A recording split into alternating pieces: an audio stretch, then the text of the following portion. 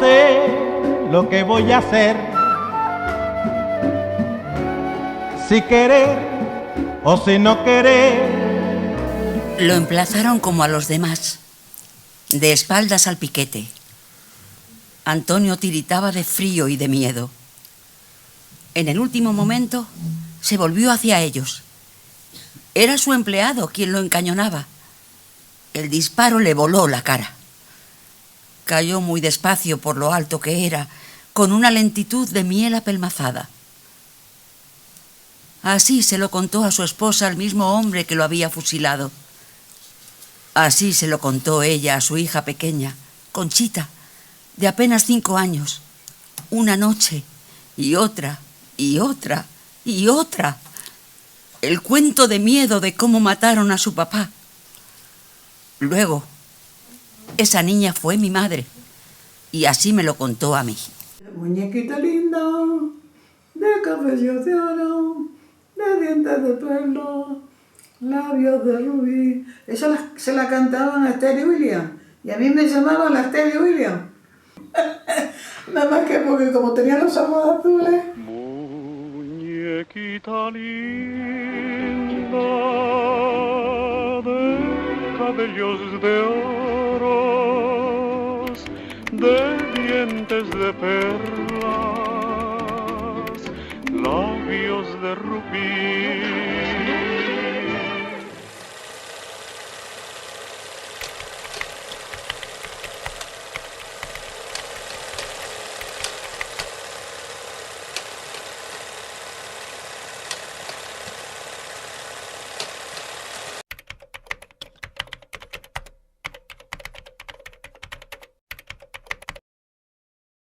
Mi padre le volaron la cara, porque eso lo declaró él que lo mató. Y entonces lo pusieron de espaldas. Y él se volvió y dijo, ¡viva Cristo Rey! A este rey le volaron la cara. Y eso a mí me quedó como una película aquí. No supe sacármelo porque era muy pequeña. Y al hacerme una mujer me salió en la enfermedad.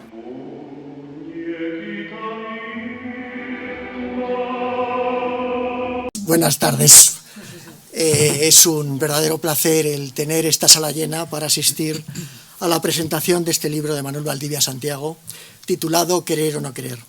Lo primero es agradecer a Manuel que haya querido que le acompañemos en esta presentación y también al propio Ateneo. Tengo a mi izquierda a Ana Consiglieri, que va a participar con nosotros. Ana Consiglieri Gámez es doctora en medicina por la Universidad Complutense de Madrid, psiquiatra y jefa de la sección de psiquiatría en el Hospital Universitario Infanta Cristina de Parla.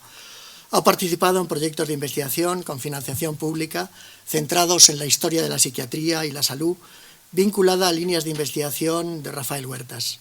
Cuenta con publicaciones en revistas nacionales e internacionales, así como con varios capítulos de libros, principalmente enfocados en el análisis de las prácticas asistenciales durante la dictadura franquista desde una perspectiva de género. Es coautora del libro Cartas desde el manicomio, experiencias de internamiento en la Casa Santa Isabel de Leganés, publicada por Los Libros de la Catarata en 2018. Y actualmente es presidenta de la Asociación Española de Neuropsiquiatría Profesionales de Salud Mental. A mi derecha me acompaña Ángeles Caballero Martín, que estudió periodismo por vocación y ahí sigue, según sus palabras, a pesar del desencanto y el cansancio propio de la edad. En el oficio ha hecho un poco de todo. También recibió un premio de periodismo y actualmente escribe crónica política y social en El País y también, según sus propias palabras, habla en la SER y sale en La Sexta y en Televisión Española. Ella misma cree que el motivo por el que Manuel la ha invitado a esta mesa redonda es porque también contó la historia de su familia en un libro que fascinó a Manuel titulado Los parques de atracciones también cierran. Debemos agradecer también la presencia activa de María Garralón, una extraordinaria actriz a la que acabamos de oír leer de forma magistral este primer texto de arranque de la novela de Manuel. A lo largo del acto volveremos a escucharla. También lo hará Miguel Reyán, que además de ser ese inmenso actor presente en los repartos de grandes títulos de la historia del cine español, tenemos muy fresca, por ejemplo, su magistral interpretación en la película El cautivo de Alejandro Amenábar, Hay que decir que Miguel también ha sido además imprescindible para hacer posible la celebración y la realización de este acto. Tanto María como Miguel han colaborado con Manuel en diferentes series y de ahí que haya esta nueva colaboración después de tantos años de participación. Yo soy Agustín García Matilla, mi único mérito para estar aquí son mis 50 años de amistad con el autor. Para quienes no conozcan la trayectoria de Manuel Valdivia, debo aclararos que Manuel es un maestro de guionistas multipremiado. Entre los premios diferentes que ha recibido, el Alma de Honor, y tenemos que hablar de un maestro con mayúsculas, porque ha sido guionista, director y supervisor de series de televisión como Colegio Mayor, Compañeros o Médico de Familia. Con su novela Tener y no tener... querer o no querer, si no te importa. Con su novela Querer o no querer, pero era la primera en la frente, demuestra que es un narrador integral que ha escrito una novela autobiográfica valiente y a la vez dura, tierna y no carente de pinceladas y humor. Él es quien mejor puede hacer una primera contextualización de los hechos reales que inspiran su novela. Bueno, primero, Agustín García Matilla, que es catedrático de Comunicación Audiovisual y además vicerrector de la Universidad de Valladolid. Y este soy yo, por si alguien no me tiene calado. Antes de todo, primero quería dar unos apuntes necesarios para que os situéis los que aún no conocéis la novela. Sé que algunos ya la habéis leído, pero otros no. Mi abuelo Antonio, que aparecía antes ahí en el vídeo ese, estuvo encerrado varios meses antes de ser fusilado. Su mujer le llevaba la comida y se la entregaba por un ventanuco que daba a la calle. Y por ese mismo hueco colaba a Conchita, con 4 años, la que luego sería mi madre. Así la niña podía abrazarse a su padre. Y esa fue la última vez que lo vio. Desde la misma noche que apresaron a su padre hasta que se casó, Conchita durmió siempre, todas las noches, en la misma cama matrimonial con su madre, que una noche y otra, pues eso, lo que se decía en el tráiler, le contaba la misma historia, el cuento de horror de cómo le volaron la cara a su padre mientras gritaba «Viva Cristo Rey». Una mañana de marzo, con 9 años, en lugar de ir al colegio, Conchita, con sus hermanas y su madre, acudió a la Plaza Nueva de Martos, donde se iba a ejecutar a un teniente coronel del ejército republicano y al anterior alcalde socialista de Martos. El alcalde que en el último momento se dirigió a los guardias civiles que le apuntaban y gritó «Viva la República». Después, como los cientos de marteños que estaban allí convocados en esa plaza, Conchita desfiló delante de los cadáveres. Tenía 9 años. Con la primera regla comenzaron los síntomas de la neurosis de Conchita. ¿En qué consistía? Pues que se lavaba las manos una vez y otra, siempre parecía que estaba sucia, tenía que lavarse otra vez, y los días que iba a comulgar se preparaba de un modo muy especial. Se bañaba de cuerpo entero en una tina y de camino a la iglesia no consentía que nada ni nadie la tocara. El más mínimo roce provocaba que se sintiese impura. A estas obsesiones por la limpieza, su madre le quitaba importancia, le llamaba los caprichos. Mis padres, Juan Ramón y Conchi, se noviaron siendo muy jóvenes, adolescentes, y ella y su familia le ocultaron a él la enfermedad. El novio lo descubrió en la noche de bodas y se sintió engañado, se sintió estafado. Mi padre toda su vida vivió con esa amargura, pero nunca se rebeló por eso. Siempre pudo en él el deber y la responsabilidad. Sigo con más apuntes. Con 11 meses, yo, siendo un bebote de 11 meses, me separaron de mis padres y me llevaron a vivir con mis abuelos. ¿Por qué? En esa época a mi madre la atiborraban con antipsicóticos, se llamaba Largactil el que le daban, y se pasaba el día zombie, amodorrada, y conmigo en brazos pues hubo algún accidente. Mi hermana mayor, durante esos años en los que yo estuve fuera de la familia, fue la que realmente apechugó con lo que llamaban la enfermedad de los nervios de mamá. Yo vivía muy cerca, a 100 metros, en la calle Amparusera, pero casi nunca nos veíamos. De vez en cuando, un domingo, no siempre, en Nochebuena, cuando hice la primera comunión, yo desde luego echaba de menos a mis padres. Lo que no era consciente es que lo que estaban haciendo es protegerme. Con 12 años, cuando se murió mi abuela, descubrí de golpe en qué consistía eso de estar mala de los nervios. Yo no entendía por qué no vivía con mis padres. Me fui a vivir con ellos ya, por fin, al hogar familiar, y lo descubrí de golpe pues cuando veía a mi madre tardes enteras llorando, o en una escena que se me quedó marcada de por vida, gritando que se iba a tirar por el balcón. Bueno, perdonad. Creí que no me iba a emocionar nada, pero no es fácil. Bueno, mi madre, es increíble, fue paciente por la beneficencia de Juan José López Ibor, que era el psiquiatra estrella de la época, el tipo más importante. Psiquiatra que la sometió a todo tipo de tratamientos, algunos muy agresivos y horribles, como los electroshocks, unas sesiones tremendas. Lo opuesto a cualquier modelo de psiquiatría basada en la empatía. Para López Ibor, mi madre era como un conejillo de Indias. Yo recuerdo en una etapa final cómo acompañaba a mi madre cuando le iban a inyectar unos sueros experimentales que traían de Estados Unidos, y salía hecha una piltrafa. Desde luego no sirvieron para nada. Tras años de padecimientos sin esperanza, mi padre, ya desesperado, decidió ingresarla en el manicomio de Cienpozuelos, y estuvo a horas de ser ingresada.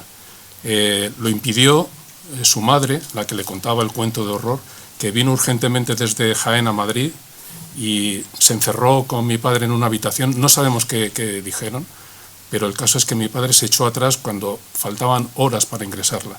A cambio, mi padre aceptó la propuesta de López Ibor, que consistía en una solución radical, una cirugía, una lobotomía a cara o cruz. De hecho, al principio, las primeras semanas y meses, pensamos que había fracasado, porque la veíamos allí al lado de la ventana el día entero con una sonrisa bobalicona, pero bueno, poco a poco se fue recuperando, se fue aparentemente curando. Aparentemente, porque a esas alturas tanto ella como los demás estábamos más o menos escacharrados, con daños emocionales que no éramos muy conscientes, pero los teníamos dentro. Era como si un veneno antiguo se nos hubiera infiltrado por dentro. Y con el tiempo, cuando ya parecíamos que era una familia normal, feliz, ese veneno antiguo supuró, y comenzaron las desavenencias, los conflictos entre nosotros, y casi sin darnos cuenta, la familia se desmoronó. De todo eso es de lo que va la novela Querer o no querer. Queríamos ser felices, queríamos querernos, pero no nos salía muy bien del todo, porque querer no es lo mismo que querer. Ana Consiglieri, desde tu perspectiva de psiquiatra, desde lo particular de esa historia, ¿podríamos hacer una extrapolación extensiva a otros traumas por la guerra civil? ¿Podríamos identificar otro tipo de repercusiones en la salud psíquica de varias generaciones y en la propia historia de nuestro país? Gracias. Gracias, Manuel, por la invitación. Gracias al Ateneo, a las compañeras de mesa, y te incluyo a ti, Agustín, también, y a vosotros que estáis aquí acompañándonos en esta presentación de un libro tan valiente, donde nos hablas de la historia de Conchi, de tu madre y de tu familia. Pero también es un libro que nos sirve para poder trasladarlo a otras muchas familias que vivieron experiencias traumáticas en ese contexto de la guerra civil y de la posguerra española. Experiencias que justo ahora, en este presente, tan incierto, tan desconcertante, con tantas guerras, con un genocidio, con una salud mental tan frágil y tan descuidada, se torna tan importante la necesidad de recordar y de revisar nuestro pasado para saber que lo que ocurre ahora tendrá repercusiones emocionales a largo plazo. Claro, por supuesto que es extrapolable. La historia de Conchi es la historia de muchos otros traumas individuales y colectivos vividos en la guerra y en la posguerra. Experiencias como las de Conchi, vividas en esa temprana infancia, que desbordan la capacidad de comprender y de elaborar lo ocurrido. Y es que así funciona el trauma, como una experiencia que no puede integrarse y que queda fijada en nuestro psiquismo. Me remonto un momentín a la historia, pero yo creo que nos ayuda a entender algunas cosas. En el siglo XIX, a final del siglo XIX, cuando se está legitimando el psicoanálisis, Charcot y Freud están analizando una serie de síntomas que luego serán conocidos como neurosis histérica. Son síntomas expresados a través del cuerpo y ellos consiguen, entienden, investigan que detrás de eso hay experiencias fuertes, dolorosas, de mucho tiempo atrás que se quedan fijadas. Otro tipo de neurosis que investiga Freud son estos síntomas que no expresados en el cuerpo se quedan fijados en el pensamiento, que son las neurosis obsesivas, como fue el diagnóstico que tuvo Conchi. En ese contexto también estaban muy interesados los profesionales en investigar lo que se conoció como neurosis de guerra, que eran unos traumas acontecidos en los soldados que estaban combatiendo durante la Primera Guerra Mundial. Y este concepto interesó mucho en la Guerra Civil Española y estuvieron investigando la incidencia de neurosis de guerra.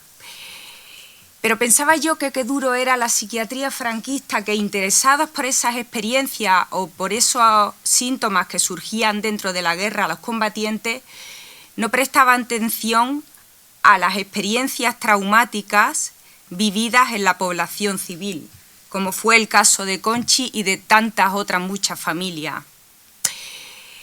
Traumas que quedaron silenciados, olvidados, encerrados, y que sin embargo fueron traspasados a modo de supervivencia de generación en generación, lo que se conoce como trauma transgeneracional. Judy Herman, una psiquiatra estadounidense, habla de amnesia colectiva. Ella dice que las sociedades funcionamos con periodos que alternamos, épocas de reconocimiento con épocas de olvido y de amnesia de lo traumático.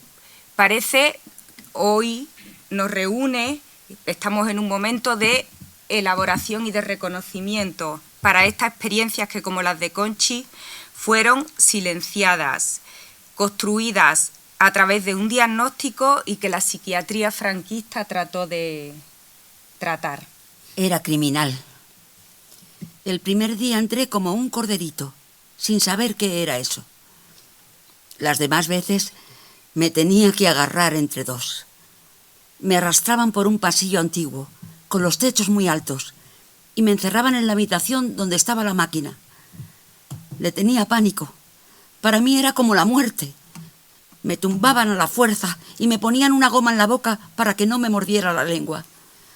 Me entraba una electricidad en el cuerpo que me quedaba muerta. Eso a lo mejor servía para gente agresiva, locos violentos, pero para mi enfermedad no valía de nada. Mis nervios eran otra cosa. Cuando Conchi salía hecha una piltrafa tras las convulsiones del electroshock, su madre, que remediaba cualquier mal con la panacea de la comida, la invitaba a almorzar en El Brillante, un bar concurrido de Atocha. Mi madre ordenaba tapas, las mejores que hubiera: calamares, patatas bravas, gambas al ajillo, croquetas, torreznos. Te pido lo que quieras. Come, hija, come. Y yo me inflaba. Lo pagaba comiendo. Durante años, durante muchos años, Cada vez que pasaba por Atocha en autobús para ir al centro y veía el hospital, me echaba a llorar de lo que soporté allí dentro. Los viajeros me miraban extrañados con esos lagrimones en la cara. No lo podía evitar. Como no lo puede evitar ahora, a sus 90 años, cuando lo rememora para mí. La psiquiatría del franquismo no solo afectó a personas en la vida cotidiana, sino también a grandes personalidades, especialmente mujeres como Leonora Carrington o Silvia Plath. Ana, ¿puedes hablarnos un poquito más? Yo creo que no digo ninguna novedad si advierto que la historia de la locura se ha construido atravesada por el contexto histórico, cultural, social y político en el que se ha desarrollado. Las prácticas psiquiátricas durante el franquismo hay que entenderla en el contexto de la ideología de una dictadura con un régimen nacional católico y en los primeros años bajo un sistema autárquico. La asistencia psiquiátrica no estaba integrada en el sistema sanitario nacional. Quedaba fuera, o pagaba la asistencia si tenías un problema de salud mental, o entrabas dentro de unas listas generales de beneficencia. Era una psiquiatría manicomial. En Madrid, en muchas otras provincias, pero en Madrid estaba el hospital provincial, la sala absolutamente masificada del hospital provincial, donde fue Conchi, nuestra protagonista, con escasa profesionalización, con una atención muy limitada y donde las propias enfermas tenían que colaborar y tenían que trabajar para el funcionamiento de la institución. Allí se daban tratamientos de las épocas como era el electrochoque. El electrochoque se introdujo en los años 30 y tuvo una difusión masiva. Era un tratamiento muy fácil de aplicar, no necesitaba profesionales expertos y era muy barato. En ese momento autárquico era un tratamiento muy fácil de extenderse, con unas indicaciones muy difusas y se daba masivamente, como digo. A la par, más o menos, aunque Conchi lo recibió bastantes años después, pero a la par se introdujo la psicocirugía, como nos ha leído Manuel, una intervención muy agresiva, muy controvertida, en el que se cortaban conexiones neuronales en el cerebro del lóbulo frontal para cortar la hiperactividad del pensamiento y que en contrapartida tenía unos efectos secundarios gravísimos. De hecho, esto se recoge en la historia de la psiquiatría general, no solo en España, como un periodo muy trágico de la historia de la salud mental. Aunque con ciertos movimientos aperturistas, pero en general la asistencia fue una asistencia manicomial de grandes instituciones y de poca escucha, como hemos dicho. Además, si incorporamos la perspectiva de género, como nos ocurre en el caso de Conchi, como dice Franco Basaglia, que es un psiquiatra italiano muy importante en las reformas de los años 70 y 80 en ese país, él decía que la mujer sufría doble marginación, la de ser loca y la de ser mujer. En el contexto de la dictadura franquista se construyó un modelo de mujer con unas características muy rígidas. La mujer tenía que ser sumisa, tenía que ser buena esposa, tenía que ser ama de casa. Como decía Pilar Primo de Rivera en la sección femenina, el niño mirará al mundo y la niña mirará al hogar. En ese contexto muchas conductas fueron patologizadas. Conchi sufrió de muchos de estos factores. Estas experiencias no narradas y no escuchadas en este contexto de psiquiatría se convirtió en síntoma y el síntoma en muchos casos conllevaba al tratamiento y al encierro. Ana nos ha hablado de esa alianza, ¿no?, entre el factor represivo del régimen y por otra parte esa alianza con profesionales de la salud como López Ibor y otros. Desde la perspectiva periodística, ¿cómo ves, Ángeles, esa etapa, ¿no? Bueno, yo quiero agradecer en primer lugar a Manuel que haya querido contar conmigo. Creo que le gustó el libro, pero también sabe que soy bastante locuaz, con lo cual voy a intentar moderar, que somos muchos los que queremos hablar esta tarde. Quería felicitarte por el libro porque creo que estamos ante un retrato de orfebrería, has hecho una labor más que periodística. Tú te denominabas a ti mismo que has hecho un poco de policía, pero yo creo que has hecho mucho de orfebre, porque en vez de trasladarle el bruto a estas páginas, lo que has hecho es hacerlo de un modo exquisito, con mucho cuidado y sabiendo muy bien lo que querías contar, pero también lo que querías callar, que es una manera muy amorosa de narrar cuando uno está hablando de su propia familia. Yo creo que, lo has dicho ahora, Ana, creo que este libro se lee de una manera muy diferente si uno le aplica la mirada feminista o no se la aplica, porque esta es una muestra más de la historia de las mujeres a lo largo de la humanidad, concebidas desde el inicio de los tiempos con su papel de cuidadoras, criadoras y educadoras de hijos a las que, bueno, si no se les permitía tener sueños o tener decisiones propias, porque si las tenían eran brujas, eran locas, y hay toda una serie de constataciones en la historia que nos hacen ver que esto es así. Hasta a Juana la llamaban la loca, mientras que a él le llamaban el hermoso, que tenía poco de hermoso, por cierto. Pero es verdad que este libro al final no deja de ser también el resultado de ese infradiagnóstico de muchas enfermedades, incluso muchos, esto Ana lo sabe mucho mejor que yo, muchas de las enfermedades comunes en estos tiempos hemos creído que a las mujeres también se nos dormía un brazo y que era un síntoma de infarto, y resulta que no, que a nosotras nos entra en la parte del abdomen ese dolor, y lo hemos sabido en este mismo siglo. Con lo cual me parece que es una manera y una fotografía de una época en la que en un contexto de guerra, de dictadura, de hambre y de posguerra, como a muchas mujeres, la madre de Manuel está Conchi, pero España está llena de Conchis y que tienen otros nombres, que quisieron hacer algo más que casarse y tener hijos y no se les permitió. Y cuando tenían una enfermedad estaba mal de los nervios. Hay una cosa que me ha conmovido mucho del libro, Manuel, que es como, siendo tu familia la tuya y siendo la mía, lógicamente, y perdón por la obviedad, muchas historias familiares están construidas por eufemismos o por cosas que no se quieren verbalizar tal cual. Lo de estar mal de los nervios se lo he escuchado yo también a mi madre, incluso lo he escuchado hablar de mí misma hace un porrón de años, que me dio lo que yo creo ahora que fue una especie de amago de ataque de ansiedad, y dijeron que es que yo estaba mal de los nervios, cuando no, porque podían haber dicho perfectamente, tiene muchas ganas de protagonismo, esta está ahora montando un numerito, ¿no?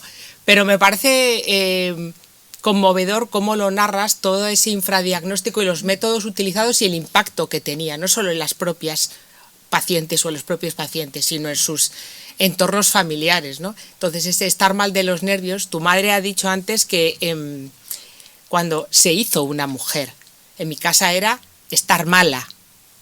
La regla se identificaba con estar mala. Sigue siendo algo vinculado con todas las mujeres, seamos o no madres, seamos como seamos, que se tapa y se maquilla de alguna manera hay cosas de las que no se habla. Y también es una historia construida a base de silencios, ¿no? De todas las cosas que nos callamos en la familia y el impacto que tiene cuando alguien decide, como es tu caso, trasladarlo a una novela. Manuel, ¿cómo os afectó la enfermedad de vuestra madre? Nos afectó, a mí en particular, pues eso, estando durante casi 11 años viéndoles lo justito y luego pues de muchas maneras que luego desembocaron. Pero a mí, para no insistir en lo mismo, porque yo creo que la novela es mucho más que la historia psiquiátrica, que la historia de la enfermedad de mi madre. Yo, por supuesto, le he procurado poner contexto. Cuando yo empecé a escribirla, desde luego no pensaba en mi cabeza, voy a hacer algo sobre la memoria democrática. No, o sea, a mí me salió la historia que tenía dentro y que tenía que sacar. Luego me di cuenta y me hicieron ver también, oye, es que esto es memoria democrática. Y yo creo que, como apuntaba también Ángeles, es que es la historia no solamente de mi familia, es que es de muchas familias. Y memoria democrática no solamente es contar las putadas que le hicieron a mi madre con esos tratamientos agresivos, los electroshock, etcétera. Memoria democrática también es contar la vida de la gente. Y memoria democrática, por ejemplo, es contar cómo mis padres recién casados no, al día siguiente de casarse, metieron todas sus pertenencias en unas maletas de cartón se subieron a La Pava. La Pava era el autobús que unía Jaén con Madrid. Y emigraron, tuvieron que emigrar como tantos y tantos andaluces. Memoria democrática, basada en la historia de mi familia, pero que es aplicable a mucha gente, es contar cómo a mi hermana mayor, con 8 años, la encerraron en un preventorio, el preventorio de Guadarrama. La encerraron junto con cientos de niñas, hijas de rojos o de familias sin recursos como la nuestra, con la excusa de fortalecer su salud, con la excusa de prevenir enfermedades, y en realidad lo que les interesaba sobre todo era adoctrinarlas, formar a las futuras mujeres en la moral del régimen. Y Memoria democrática, aparte de todo esto de la psiquiatría y todo eso, es contar cómo a mi padre no le veíamos el pelo. No le veíamos el pelo desde que salía por la mañana hasta que volvía a las tantas de la noche. ¿Por qué? Pues porque era un pluriempleado como tantos españolitos, que tenía que esforzarse pues para poder pagar las letras del piso, para poder pagar el coche, en fin. Pero también tengo que decir que en lo peor también cabía lo mejor. La novela no solamente va de todas estas cosas que son hiperdramáticas que estamos hablando. Por aquí y por allá hay destellos luminosos que son de alegría, de risas, momentos de pura felicidad. Y quizá por contraste, esas rendijas que teníamos, sobre todo los hijos cuando éramos pequeños, las aprovechábamos más que nadie. O sea, es que era como, yo recuerdo los días, poquitos es verdad, que íbamos en verano al Parque Sindical a bañarnos en esa piscina descomunal que era la charca del obrero, le llamaban. O los sábados por la tarde, casi todos los sábados por la tarde, ¿a dónde íbamos? Al cine Usera, a la sesión continua, a ver Ben-Hur, a ver Mary Poppins, a ver las películas de Jerry Lewis, El lío en los grandes almacenes, o Memoria democrática aplicada a la vida real y de una manera feliz. También es el primer viaje que hicimos a Cullera, que a esas alturas ya éramos 4 hermanos y no sé cómo nos encajamos los 6, las maletas, el flotador, todo, en el Renault 4 latas, en la carretera hacia Valencia, de doble dirección, cantando a grito pelado las canciones del verano de Fórmula Quinta, ansiosos por conocer el mar por primera vez. Yo lo conocí creo que con 13 o 14 años, una cosa así. Y yo en particular tengo que reconocer que fui un privilegiado, porque cuando era crío, cuando vivía con mis abuelos y yo echaba de menos a mis papás, bueno, les echaba de menos, pero yo de lunes a viernes al menos, a la hora de cenar, tenía garantizada mi parcela de felicidad absoluta, y quiero que veáis en qué consistía. Cada noche me reunía con mis abuelos en la cocina para disfrutar los 3 juntos del mejor rato de la jornada. Yo ni siquiera alcanzaba a pulsar las teclas de la radio Telefunken colgada en la pared sobre una repisa de obra muy alta. A la hora exacta le surgía para que la encendieran. No me quería perder ni la canción del Colacao que patrocinaba el programa. La cantaba a grito pelado a la vez, como un ritual. Yo soy aquel negrito del África tropical, que cultivando cantaba la canción del Colacao. Y como verán ustedes, les voy a relatar las múltiples cualidades de este producto sin par. Mientras la abuela terminaba de preparar la cena, escuchaba embelesado el episodio diario de Matilde, Perico y Periquín. Me tronchaba con las travesuras del niño Periquín, hijo único de una familia normal y corriente, que se metía en unos líos morrocotudos con los vecinos, los parientes, el jefe de su papá o en el colegio, como si no supiera que siempre le pillaban. Yo esperaba con excitación el final de cada capítulo, cuando Perico descubría la fechoría de su hijo Periquín y se disponía a cascarle. Periquín, ladrón, ven aquí, con qué oro de hacer trompetas, ¿eh? Matilde, cubre esa salida. ¡Ay, no, papá! ¡Nene pupa, no! ¡Nene pupa, no! Que no, y encima sin cenar. Así nació mi temprana vocación por contar historias. De hecho, puedo confesar y confieso que me acordé mucho de Matilde, Perico y Periquín cuando creamos Médico de Familia. Este fragmento de la novela, leído por Miguel Reyán, gracias Miguel, forma parte de una serie de contenidos extra que se pueden ver en una web que acompaña a la novela, y en concreto hay una sección dedicada a una cronología, una suerte de memoria sentimental de varias generaciones. Son textos de la novela con canciones, con escenas de películas, con el la la la de Maciel, la vida de la gente. Con Querer o no querer, yo he contado la historia concreta de mi familia, pero también es el relato de una sociedad durante décadas, una sociedad que transitó el difícil camino desde la guerra civil y la dictadura a la democracia. El pueblo unido jamás será vencido. Por esto me echó mi padre de casa. Tenía el disco puesto, que lo traje desde París, ahí oculto en fundas, y quiso echarme de casa. Ángeles, tú hiciste también la disección de tu propia familia, ¿no? Sí, pero hemos venido a hablar del libro de Manuel. Luego el que quiera le cuento lo mío. Pero bueno, sí, fíjate que ahora, según estabas hablando de esos contenidos que hay en la web, y viendo todo lo que cuentas en este libro, hay una parte que has dicho que me parece fundamental, que es, yo creo que toda historia con un grado importante de dolor, para sobrevivir a ella hay que darle pinceladas de luz o pinceladas de humor. O sea, la nariz de payaso tenemos que llevarla siempre, especialmente en una historia como esta, que también es una historia...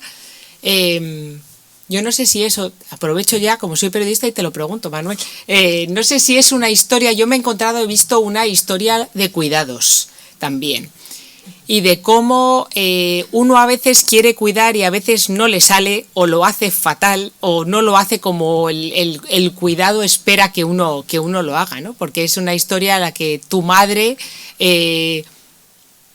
cuidó, supongo que como pudo, como le dejaron, y también otros personajes que salen en el libro, ¿no? Lo hicieron lo mejor que pudieron, porque uno no está programado, hace un poco lo que puede, y también en esa situación, ¿no? de privilegio en las circunstancias en las que a uno le toca estar. Tú hablas mucho de las vicisitudes que al final se van teniendo en esta narración familiar, pero es verdad que está plagado de...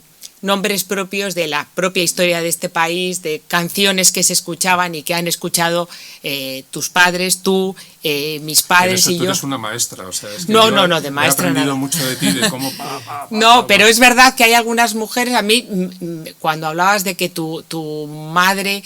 había un punto en el que soñaba con Sara Montiel. Sí, mía quería ser Rocío Jurado, y con ambas mujeres a mi padre le gustaban las dos, y era convenientemente regañado porque mi padre se fijaba lógicamente en el escote de ambas señoras imponentes, y era por supuesto abroncado con ferocidad.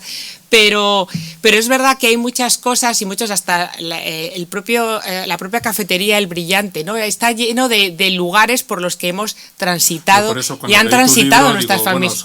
Tú eres mucho más joven que yo. Bueno, pero, tampoco, es que yo me tiño, Manuel. No. Pero sí que a mí me encantó que hubiese casi experiencias compartidas en determinadas décadas, ¿no? De la misma cultura popular. O sea, que eso efectivamente... Nos daba la vida, era algo que nos sacaba de la tristeza. Y sobre todo también lo de reconocernos en el privilegio. Tus padres, tu madre, lo que tuvo que ser testigo por obligación, ¿no? Y lo que padeció en ese sentido, y lo que han padecido otros padres y otras madres. O sea, yo me enteré, al poco tiempo antes de fallecer mi padre, fue cuando me enteré que mi padre ha vivido en un vagón de tren abandonado con sus 5 hermanos y sus padres. Fui depositaria de toda esa información cuando ya le quedaba muy poco tiempo para fallecer, y todo eso intentar transmitirlo en algo en el que haya dolor y en el que haya mucha luz y mucho amor, pues tú lo has hecho.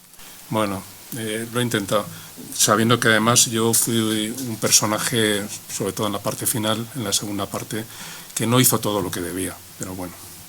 Nadie lo ha hecho. Ya.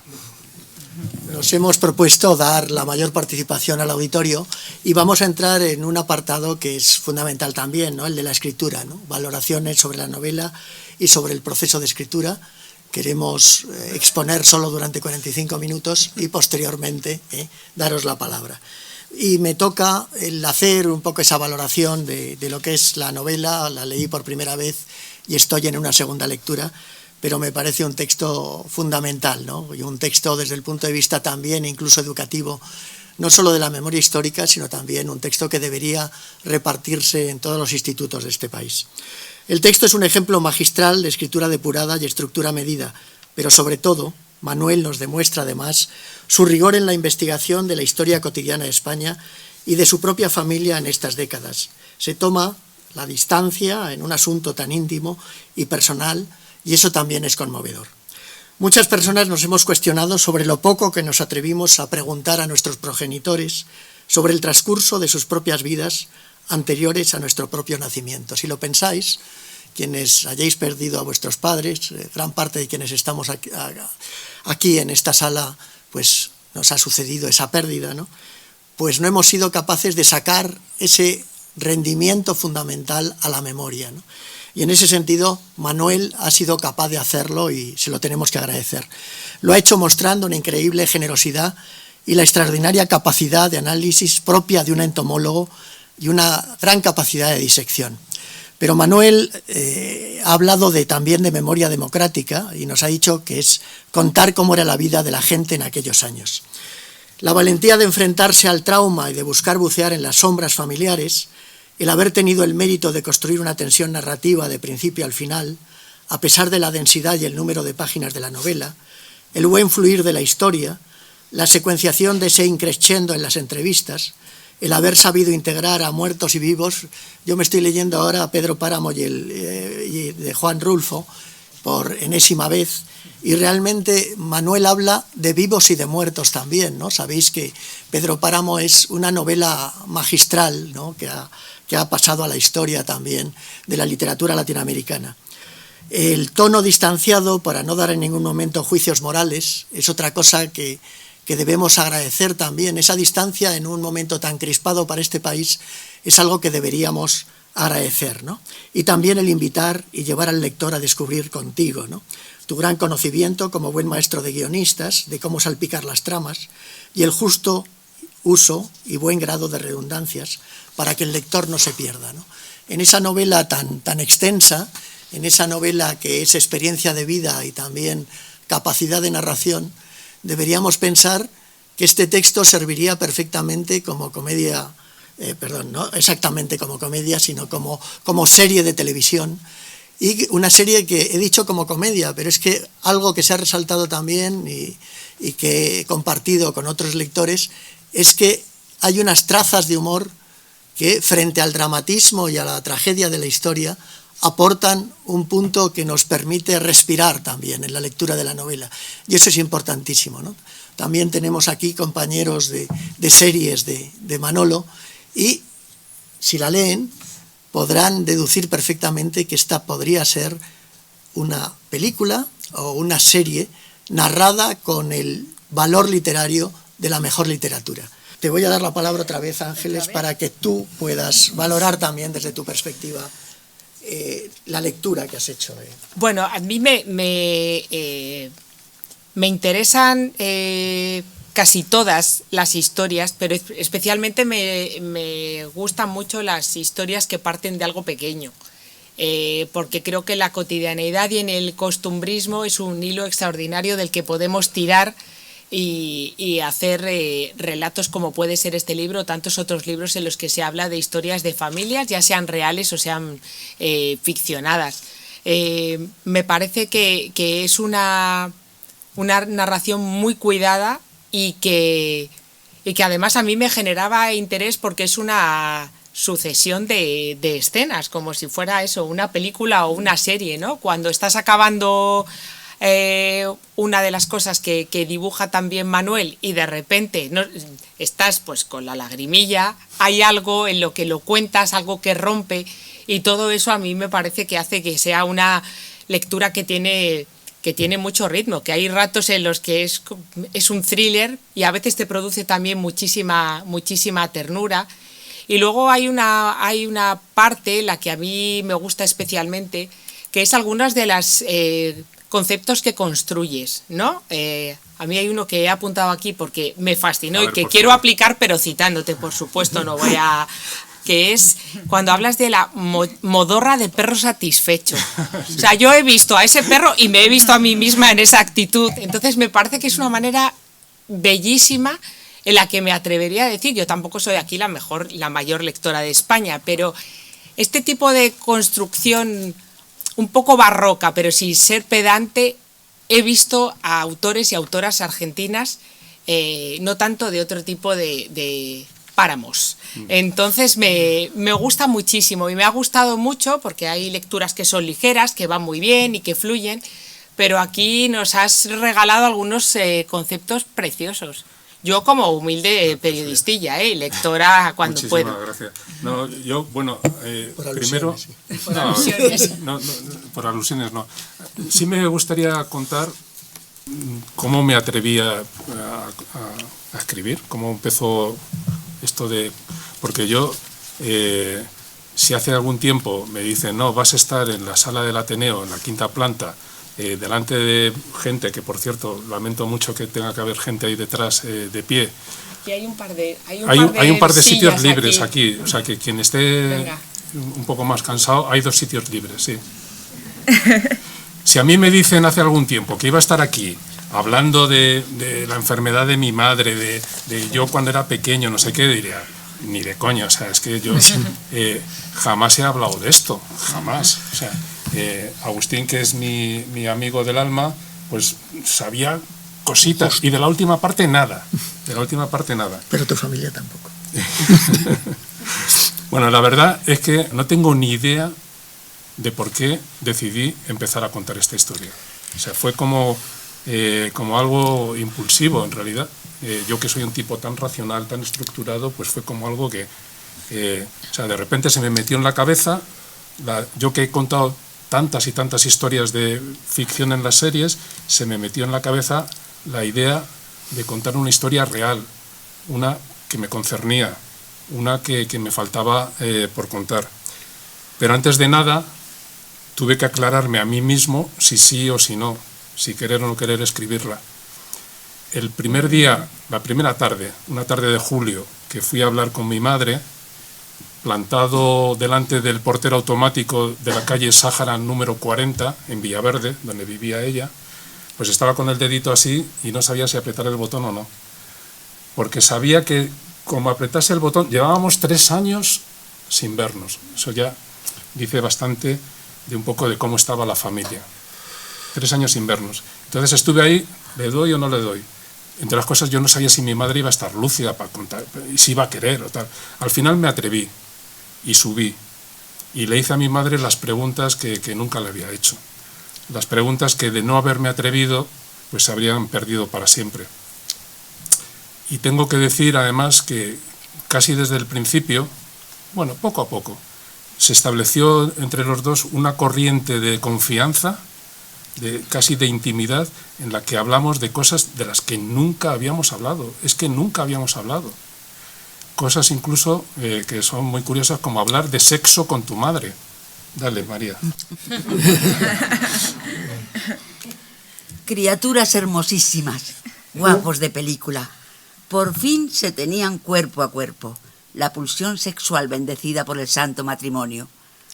Al menos así quiero imaginármelos, dichosos en esos oasis de intimidad. Eran tan jóvenes, todavía más o menos inocentes, se lo merecían. Le pregunto a mi madre cómo lo vivió. Me conmueve su sinceridad. Tu padre era muy fogoso, pero yo, no sé. Yo era muy pasota, muy dejada. No sé cómo explicarlo. Hay mujeres que son muy cariñosas. Yo no. A lo mejor no sentía lo que dicen que se siente. Tras largos años de noviazgo, los sueños aplazados a fuego lento, descubrió acomplejada que en la cama no disfrutaba con el hombre al que tanto y tanto amaba. No me interesa eso, pero vamos, que nunca me negué a nada. Yo solo una vez le paré los pies, una Semana Santa en Málaga. Vosotros ya erais mayores. Tu padre quería tomate y yo le dije que nones. Pero no porque le tuviera manía o asco, no. Le rechacé porque era Viernes Santo. Un día de oración y recogimiento. Por lo demás, nunca le dije que no. Ana, en los últimos tiempos se han puesto de moda técnicas alternativas como las constelaciones familiares que realmente no tienen un sustento realmente psiquiátrico desde una perspectiva más seria, más rigurosa.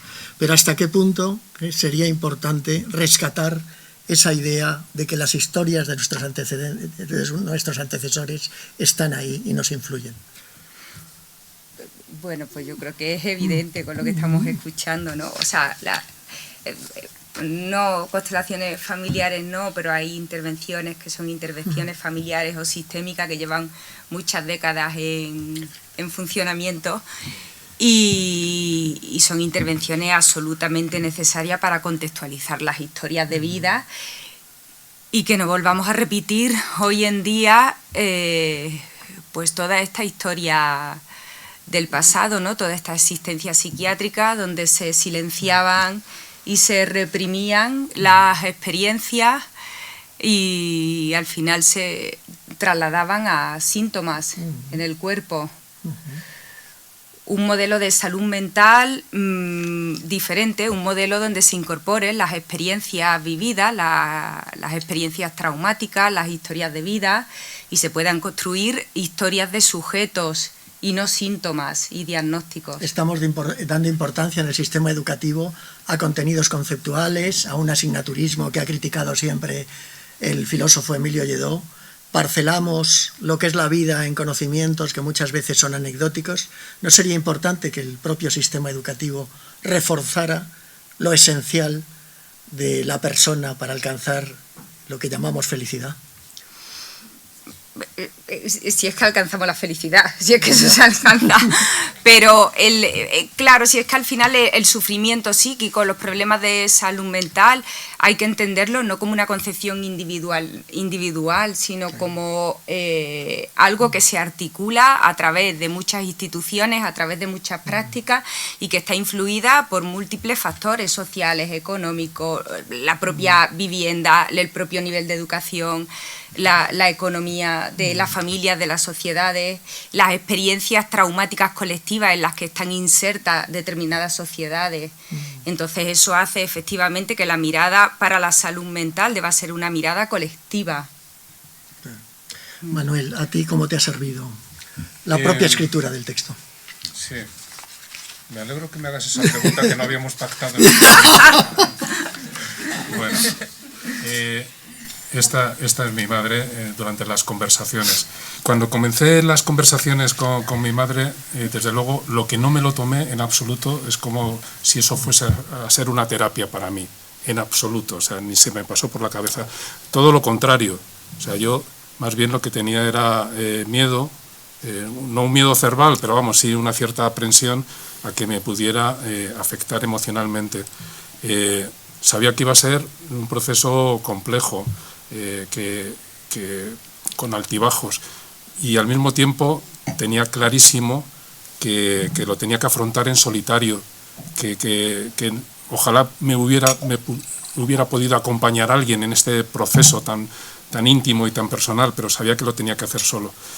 Me gustaría que escucharais un fragmento de la novela otra vez que cuenta muy bien esto, que lo leyó Miguel de manera magistral. Mi pareja se contagió de COVID en enero, durante la Gran Nevada. Estuvo intubada en una UCI en estado crítico. Es una superviviente. En las últimas semanas se ha ofrecido acompañarme alguna tarde en estas visitas a la calle Sáhara. Se lo he agradecido, pero he rehusado. Mi madre no se mostraría tan dispuesta a confiarme según qué recuerdos o sentimientos. Entre los dos se ha abierto una insólita corriente de intimidad que sin duda cancelaría por vergüenza el pudor de sincerarse delante de la nuera sobre la enfermedad, sobre sus relaciones sexuales, sobre lo vulnerable y desgraciada que ha sido. Pero sobre todo, si mi mujer me acompañara, si una y otra se reencontraran tras años sin verse, desde que yo decidí romper el contacto con mi familia, y se abrazaran y se besaran, ¡cuánto tiempo! ¡Qué bien te veo! Estás estupenda. Parecería que las cosas vuelven a ser normales. Una señal de que todo está en su sitio, como debe ser. Y no está todo en su sitio. Las cosas no son normales. Joder, qué bonito. No, las cosas no eran nada normales. Yo, insisto, tenía bastante miedo de lo que podría ocurrir. Lo que pasa es que lo que mi madre me fue contando, pues, sobre el asesinato de mi abuelo Antonio, sobre los secretos familiares que yo no tenía ni puñetera idea, había una materia narrativa tan extraordinaria, era tan interesante todo, que al final me pudo mi instinto de guionista. De alguna manera, mi oficio como narrador me sirvió de coraza, me sirvió de protección. Esta historia la he escrito para recordar, para reconstruir ese pasado que tanto nos marcó, con tantas desgracias que condicionaron nuestra vida. Pero también está contada en tiempo presente, es lo que se cuenta en la segunda parte. ¿Por qué? Es lo que yo traté de averiguar. ¿Por qué cuando ya todo parecía normal, cuando ya parecíamos una familia como cualquier otra, ¿por qué nos destruimos? En ese momento, que es un poco lo que se ve en esta foto, cada uno de los hijos había formado su propia familia, teníamos buenos trabajos, a mí en particular me iba maravillosamente bien haciendo series muy populares, y sin embargo, ese veneno antiguo del que antes hablaba, cuando ocurrió algo inesperado, que fue la demencia senil de mi padre, después de una larga vida de estrés y de tristeza, con esa nueva locura estalló, la familia como tal se desmoronó. Yo se lo contaba hace unos días también a Ángeles, es la primera vez en mi vida que he escrito una historia sin saber cómo cerrarla, sin saber cómo iba a acabar, porque estaba casi en directo, intentando averiguar con unos y con otros. Yo creo que algo de lo adictivo que, según me ha contado la gente, tiene la novela cuando la lees, es que yo vuelco mi propia adicción de intentar averiguar, de intentar saber qué pasó, por qué nos destruimos. Hay, digamos, como con el tiempo, después incluso ya de publicada la novela, yo me he dado cuenta de que he escrito para recordar todo ese pasado, o para averiguar qué ocurrió en ese pasado y en ese presente, pero de alguna manera también un poco como para pasar página, como para decir, bueno, o sea, no es una terapia, pero es como, necesito contar esto y pasar página. Es decir, dicho en una frase de estas, he escrito para recordar, pero también de alguna manera para olvidar. Tuve que poner punto final a la historia en algún momento. Lo que ocurre es que la vida no tiene finales tan rotundos como la ficción, y bueno, en el caso nuestro, las heridas entre los hermanos todavía están ahí abiertas, y nuestra historia pues todavía está por terminar. El último día que yo me reuní con mi madre en estas conversaciones que tuvimos durante meses, en el ultimísimo momento, cuando yo ya estaba guardando el trípode de la cámara, porque grababa todas las conversaciones, se me ocurrió también de una manera muy instintiva hacerle una pregunta que no la había hecho nunca. Y esa pregunta es, María. Pero no leo todo, ¿no? Sí, sí. Mientras desmonto la cámara y pliego el trípode, no falta en el ritual de la despedida el requerimiento a mi vuelta al redil de los creyentes. Hijo, ¿cuándo me vas a dar esa alegría? Es una rutina amable. Ya se ha resignado al fracaso. Salvo mi descreimiento, en ninguno de los encuentros que hemos mantenido en estos meses me ha reprochado nada, ni la más mínima crítica a mi gélida deserción de años. Quizá temiera romper el frágil hilo que ahora cree que nos une. Estaba yo a punto de levantarme e irme de una vez, pero sin pensarlo me pongo en la diana. Aparte de incorregible ateo, ¿tú cómo me ves? Te veo muy guapo. Para eso eres mi madre. Y además, he estado desaparecido durante años. Por pura supervivencia me escapé de vosotros. ¿Qué piensas de mí? Aguardo a que me responda con la verdad, a que me confirme lo mucho que la he decepcionado. Y no me esperaba en absoluto lo que me contestó. Me emocionó, pero me emocionó de verdad.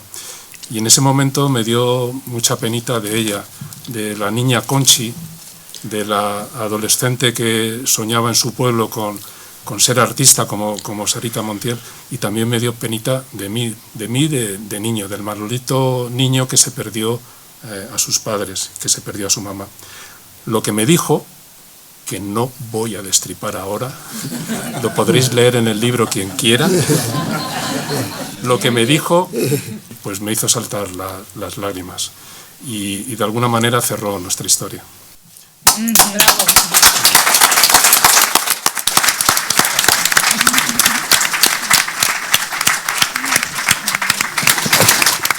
Vamos a tener 10 minutos para preguntas y para ese pequeño coloquio. Simplemente hacer una síntesis de lo que me ha producido esa lectura. Querer o no querer es un texto que te atrapa por su sinceridad descarnada, por la verdad que emana desde la primera línea. No hay ni una palabra impostada, ni una línea que te aleje de esa necesaria esfericidad que se le puede exigir a una narración. Manuel tiene el mérito de haber conseguido que la narración de su realidad supere a cualquier ficción construida para atrapar al lector. La novela, centrada en su historia familiar, es simple y llanamente una verdad, una lectura imprescindible en estos tiempos de tergiversación, mentiras e incitación al odio. Manuel nos invita a comprender la realidad sin concesiones.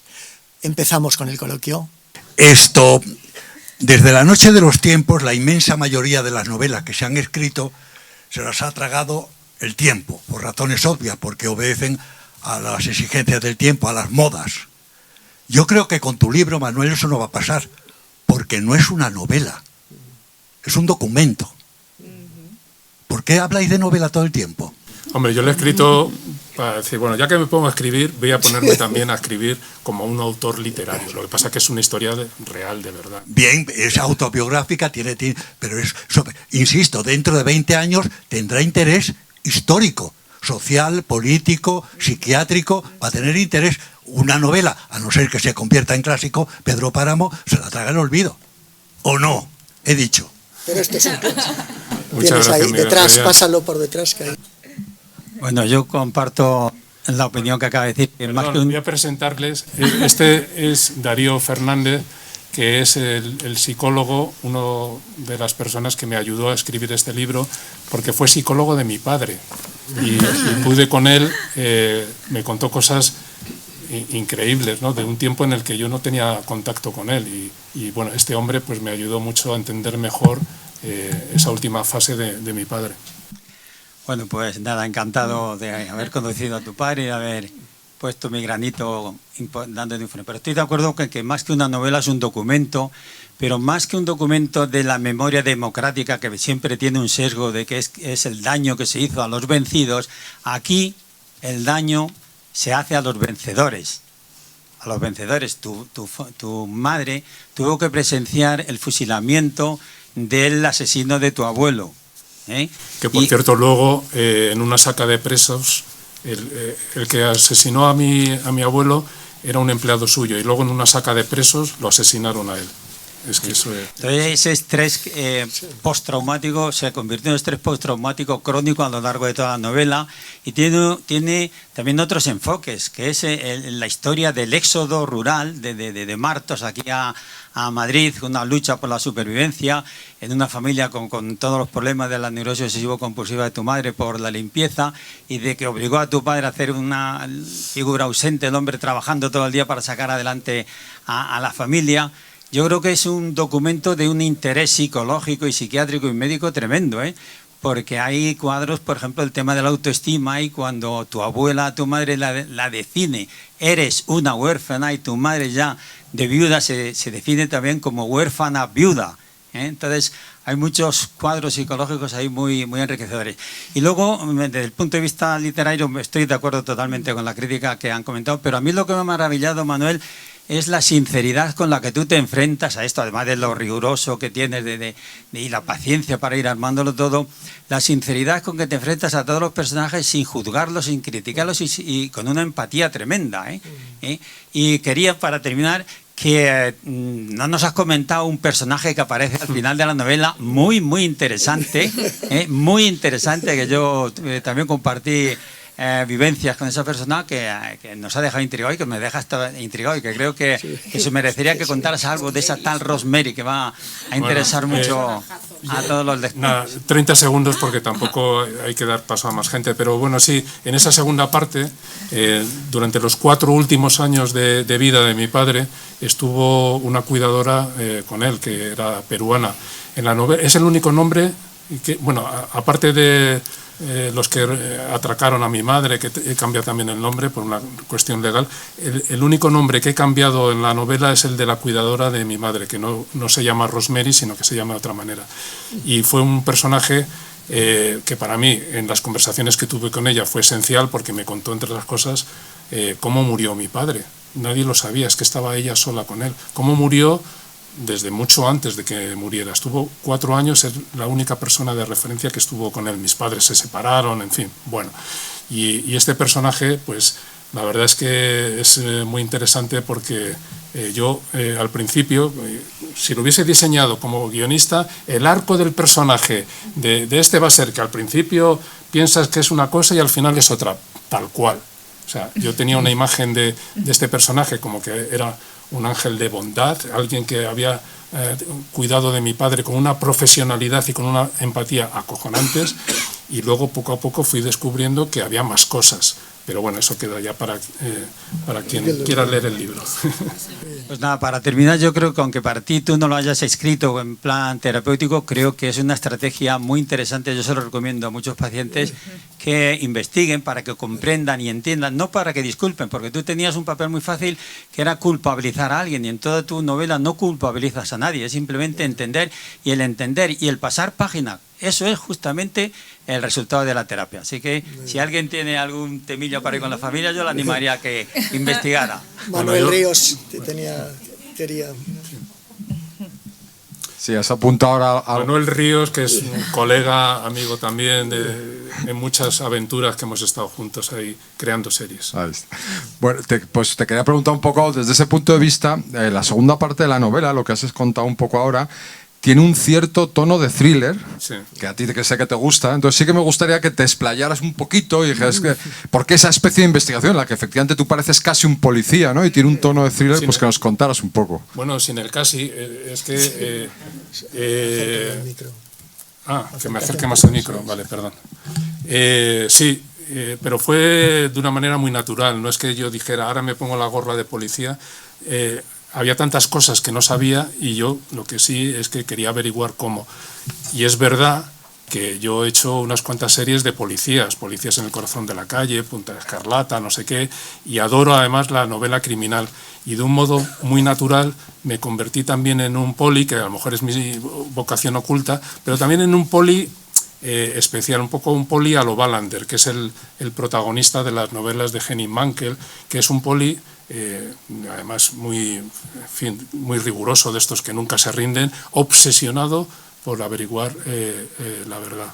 En mi labor policial llegué a contactar con un psiquiatra que se llamaba Pablo Población Nape, porque en todo ese panorama que hemos descrito al principio de la psiquiatría franquista, etcétera, hubo como un oasis diferente, como un espacio en el que mi madre mejoró, porque estuvo por primera vez en psicoterapia, algo que era muy inusual en esa época. Entonces, por azares del destino, igual que fue paciente del psiquiatra más importante de la época, pues fue paciente también durante año y pico de Pablo Población Nape, que fue uno de los pioneros de la psicoterapia y del psicodrama en España, y mejoró mucho. Lo que pasa es que, bueno, es una de las cosas que se cuentan en la novela, mi padre le prohibió volver al psiquiatra por un ataque de celos. O sea, pensaba que mi madre se había enamorado, este fenómeno de la transferencia, o no sé cómo se llama, ¿no? Y le prohibió. Y mi madre, después de año y pico, donde mejoró notablemente, volvió otra vez a caer en el abismo de la neurosis esta obsesiva que tenía. Sí. Al fondo pasado. Sí. Podéis preguntar a María, a Ana, a Agustín o a Ángeles Caballero, por cierto. O sea, no solamente a mí. Eres el prota. Darle las gracias, por supuesto, porque yo creo que, por lo menos a mí, me han resonado muchas cosas de nuestras sagas familiares que no se resuelven o que se apagan mucho con la relación con los hermanos cuando los padres se han ido. También, y lo que le quería preguntar es, sus hermanos o la familia que dice que todavía hay cosas sin resolver, ¿han leído este libro? ¿Qué reacciones han tenido con ella? En fin, si nos puede contar algo o no. Sí, bueno, hasta hace poco les di el libro en Navidades y hasta hace poco no sabía nada de ellos. Ninguno me había transmitido su reacción. Con mi hermana mayor sí que estuve hablando el otro día, por fin, más de 2 horas. Ella vive en Cartagena, no está aquí porque no está bien de salud, y esta misma tarde me ha mandado un WhatsApp que, bueno, Mila lo ha escuchado también y era conmovedor, o sea, un mensaje de voz precioso. A mi hermana mayor, que es casi de las más protagonistas de la historia, aparte de mi madre, pues el libro le ha resultado en muchos pasajes muy doloroso, ha llorado mucho. Pero también me dijo que se había reído mucho, que había momentos en donde, y por supuesto, que había descubierto cosas que nadie sabíamos, cosas que eran auténticos secretos que son de los años 40, de los años que son increíbles. Entonces, su reacción ha sido un poco la más positiva. Ha habido otro hermano que no ha querido leer el libro, no lo ha leído, porque decía que no estaba preparado emocionalmente para leerlo y que sentía que le iba a hacer más mal que bien. Yo a todos ellos, por supuesto, despedí. Agradezco su colaboración absolutamente generosa, porque fueron conversaciones donde hubo muchas lágrimas en algunos momentos, y yo sabía que había cosas que el 90% de la historia, el 95%, les iba a asombrar, porque había muchas cosas que no conocían en absoluto, pero que iba a haber ahí un 5% o más, no lo sé, quién más, quién menos, que les iba a doler mucho, que les iba a molestar. No sé si al final, poco a poco, con el tiempo... O sea, lo que sí tengo claro es una cosa, es que antes de escribir el libro, la relación entre los hermanos, yo era el único que hablaba con uno, con otro de vez en cuando, pero la relación estaba totalmente rota. Y creo que la única manera de poder reparar de alguna forma esa relación era escribir el libro o algo parecido, es decir, es mostrar y asumir cada uno lo que hemos hecho. De momento lo que ha servido, en algunos al menos, es para, me decía una de mis hermanas, ¿por qué has removido el avispero? Bueno, de momento he removido el avispero y a lo mejor se queda en eso, pero eso ya lo teníamos, es decir, ya teníamos ese desencuentro.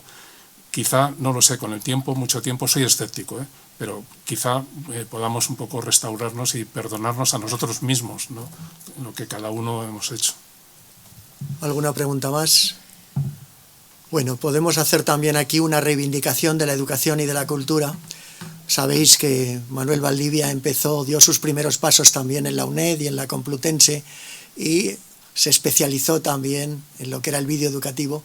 Yo creo que deberíamos hacer esa reivindicación de los medios de comunicación aliados con la cultura y con la educación, porque estamos viendo cada vez una programación más frívola, una programación que deberíamos desestimar para volver a recuperar el verdadero sentido de la educación y de la cultura. Y todos los que estamos aquí deberíamos hacer esa reivindicación, porque no basta con que tengamos obras magistrales como esta, ¿no? Es importante que sepamos aprovechar desde el punto de vista educativo, antes lo comentaba, lo que son esfuerzos intelectuales de tal fuerza, con este tamaño de poder del pensamiento, ¿no? Y en ese sentido nos relajamos muchas veces, estamos viendo unos canales de televisión, estamos viendo una radio que no siempre aprovecha su poder de comunicación y, perdonadme, pero como empecé con Manuel con esa especialización en el campo de la educación, quería meter esta pequeña píldora que nos haga reivindicar el que la educación y la cultura deberían estar insertos, y ese concepto de servicio público debería reivindicar también el aprovechamiento del cine, de la televisión, de la radio, en un sentido profundo, porque en el fondo este libro también ha bebido de toda la experiencia de Manuel, formándose, autoformándose él en la propia escritura de guiones, en la propia realización de una labor formativa extraordinaria de muchos guionistas, de muchas guionistas que han trabajado a lo largo del tiempo, y está disuelta esa forma, ese formato de trabajar los guiones, ese formato en el que también Manuel fue un maestro. Manuel, tienes las últimas palabras. Sí, antes de dar por acabado este acto, no sé si Ángeles y Ana querían añadir más, como hemos ido recortando, ¿queréis contar algo más? No, seguro. Pero Ángeles, a tú partir de ahora esto es un documento. Si lo dice Miguel Reyán, yo no tengo nada más que decir. Vale, me parece muy bien. Pero siguen llamándolo novela, ¿no? Bueno, yo hago lo que puedo, Miguel. Bueno, pues... gracias. No, gracias a vosotros. Gracias, Manuel. Antes de acabar, quería dar las gracias a todos los que os habéis acercado esta tarde al Ateneo. Unas gracias muy especiales a los que están aquí a mi lado. Es un lujo contar con Ángeles Caballero, que es verdad que me emocionó mucho tu libro, y bueno, pues por eso estás aquí, aparte de que mi pareja es muy fan tuya y te escucha siempre, no se pierde los dilemas estos de los viernes por la noche, en fin. Muchas gracias a Ana Consiglieri, que a ti. La verdad es que pues es un placer y un alivio casi que haya profesionales como ella que practican la psiquiatría de un modo tan diferente a como la sufrió mi madre. Gracias a mi amigo del alma, Agustín. Y quería dar unas gracias muy especiales a esta señora que tengo aquí a mi lado, a María Garalón, a ese señor que está ahí en la esquina, Miguel Reyes de la Novela. Yo, con esto ya acabo. En los peores años, por supuesto, me refugié en mi propia familia, en mi pareja, en mis hijos, pero también me escapé de la tristeza con mi trabajo haciendo series. Series que seguro que muchos de vosotros habréis visto. Manu, mi hijo mayor, que anda por ahí detrás, nació cuando se estrenó Médico de Familia, y Carlos, que no ha podido venir hoy aquí, pues nació cuando se estrenó Compañeros, donde compartí un tiempo maravilloso con gente tan talentosa y tan entrañable como Miguel y como María.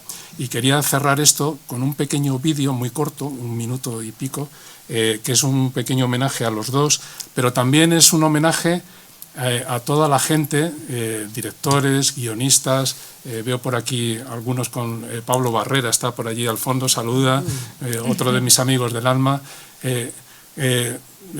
actores, actrices, guionistas, técnicos, con los que sobre todo fui muy feliz haciendo lo que más me gusta, que es contar historias.